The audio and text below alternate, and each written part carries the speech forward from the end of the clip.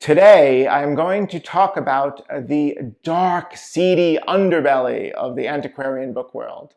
And by that I mean incomplete books and books in poor condition. Now, when you start out in this field, you come upon the common refrain, which I think is probably borrowed from the real estate industry, where they say location, location, location is of paramount importance in a purchase. In books, they say condition, condition, condition. So talk about conditioning.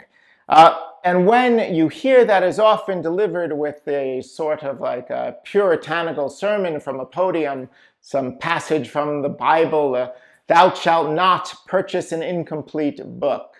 But I'm here as your bibliopsychiatrist today. Say, lie down on a couch, tell me about your life and your collecting interests. And if perchance you purchase something that's incomplete, I'm here to say it's okay. In fact, it is more than okay, because there's an awful lot you can learn from modest volumes that are incomplete or not in the finest shape. You can often find these online.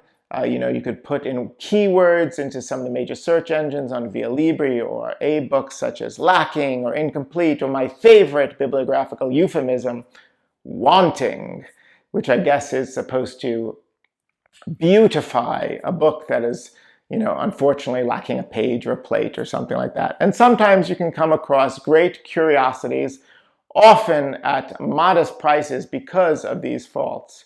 But some of these books can be quite wonderful. And if you go about purchasing books and appreciating them and the ravages of time that they have been subjected to, you are really partaking in a long tradition that goes back to the 18th century, where you can admire the ruins, like the picturesque or the engravings of Piranesi, and not everything survives, through time in perfect shape on a gentleman's library shelf. So I have 3 books here to discuss. The first one is incomplete and in poor condition. The second one is incomplete but in decent shape. And the third one is complete but in absolutely horrid condition. So a perfect trifecta of bibliographical sin in my hands here. So let's begin by discussing the first book. This book is actually missing a title page and a page or two at the end. That is often an obstacle to identifying precisely which book and which edition you have in your hands. But you can go on a site like worldcat.org and play around in the keywords with subtitles in the book, as well as the page count, and see if you can come upon an exact match. With this book, it was relatively easy. This is a 1743 copy of Thomas Wilson's Essay Toward an Instruction for the Indians. This is actually a missionary work to proselytize, to convert the Native American to Christianity, and specifically it was targeted towards the proposed colony of Georgia. Now, why Georgia? Well, Thomas Wilson, the bishop of the period, he was a good friend of James Oglethorpe, who was an influential parliamentarian of the 18th century and also quite notable as a social reformer. Oglethorpe's idea was to empty the English prisons that had been building up with inmates over the decades, usually for minor infractions or for indebtedness, and to take those ex-convicts and get them gainful employment by establishing a prison colony in Georgia. Eventually, under his auspices, the colony was established, but not as a penal colony as originally envisioned. Nevertheless, he did rely upon Thomas Wilson to write a missionary book for the period, because he was interested in engaging and working with the Native Americans to productively build the society in Georgia. But nevertheless, he did, of course, like many in the period, want to convert them. So why would you go about buying such a shabby, incomplete volume like this? Well, for one, as I said, there's an awful lot to learn by having a volume like this in your hands from the 1740s, incomplete or otherwise.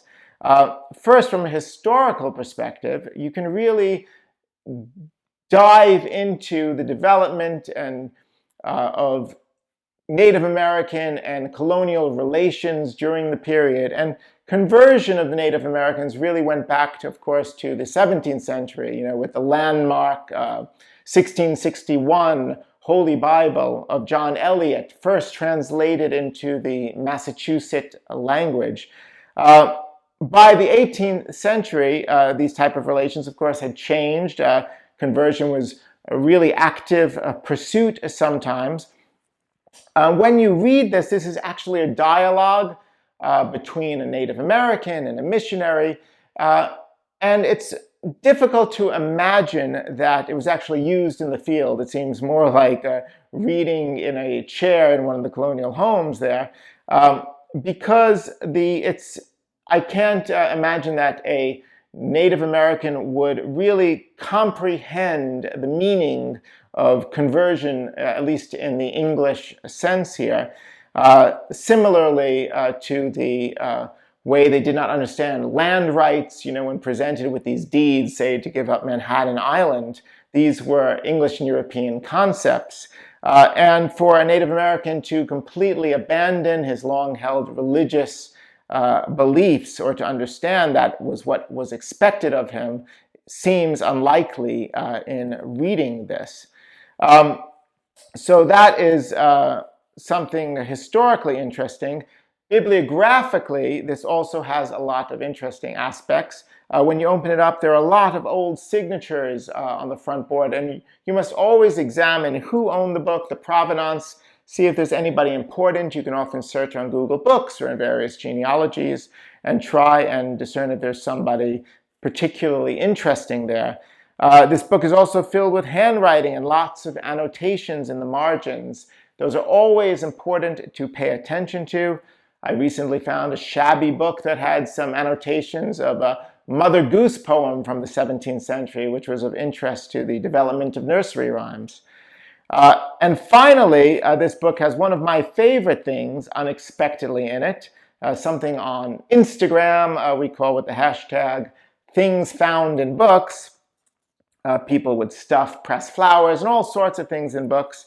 And lo and behold, this has two rather delightful engravings, probably for children, done in the 18th century in German from a printer, John Martin Will of Augsburg. So I have to examine those to see if those are interesting or rare and not just attractive.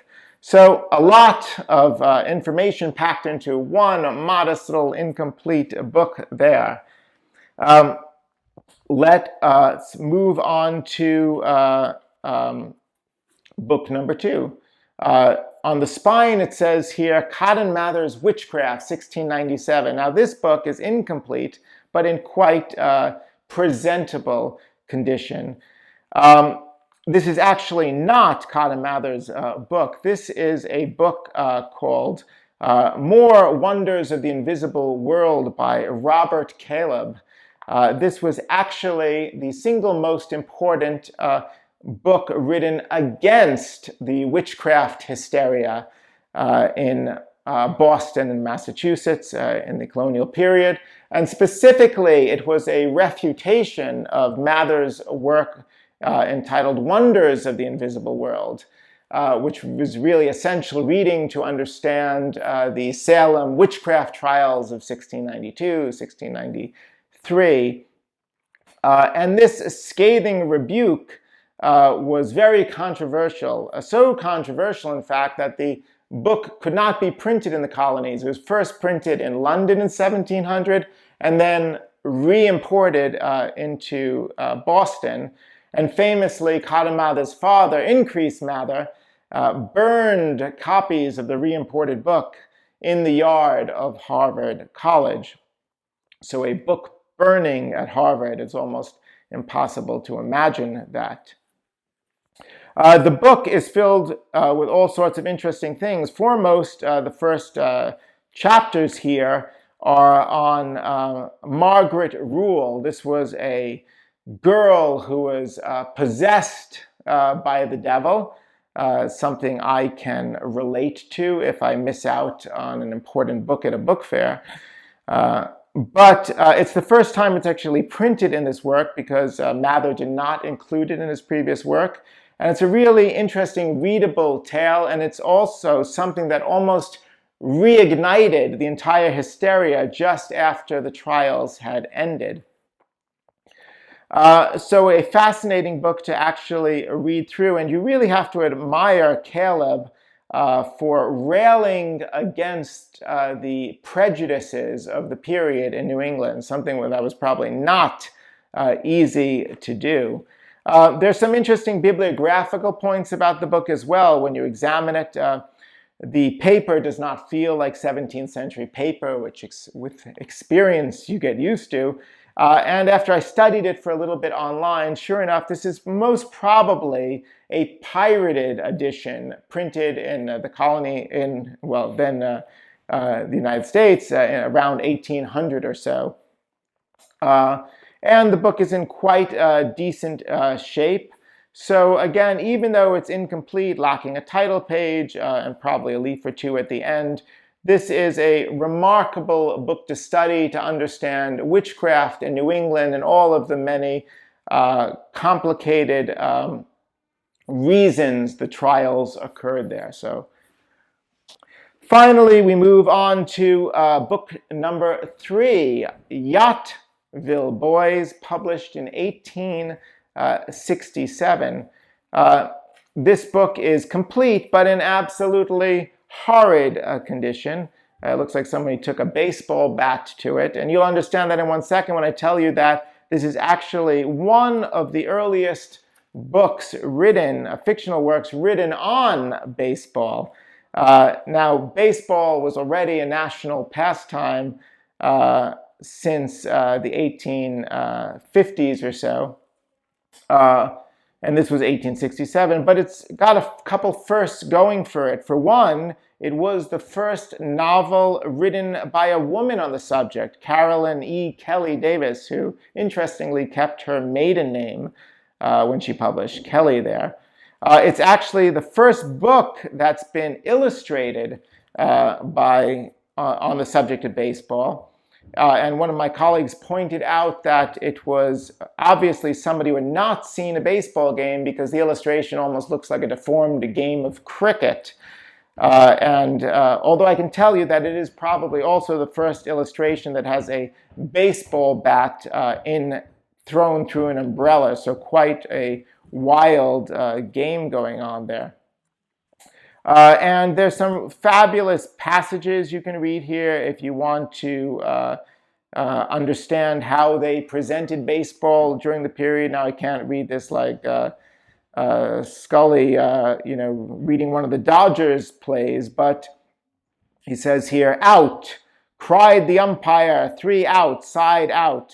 A burst of enthusiastic cheers from the spectators friendly to the Athletics greeted the successful play of Banker, and forthwith the Ditons betook themselves to their several positions in the field." So I don't think you'll ever hear a sportscaster say the word betook in a book. So quite an interesting historical book on baseball. A fascinating thing about this is it lets us also examine how much condition affects the value of a book. Because this book is actually listed by one of my colleagues online, a nice fine copy, for $9,000, underscoring its importance in the field. But what is a book in this absolutely horrid shape worth?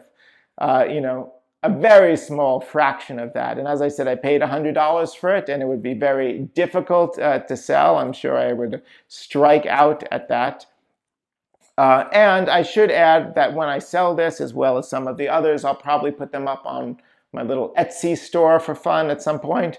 And I do donate the proceeds for these books to the benevolent fund of the Antiquarian Booksellers Association, as I do want to encourage especially younger collectors to start buying some antiquarian books at modest prices. So 3, incomplete or books in poor condition. And thank you so much for listening to some things about the antiquarian book trade, and I hope you will subscribe and listen to some more episodes.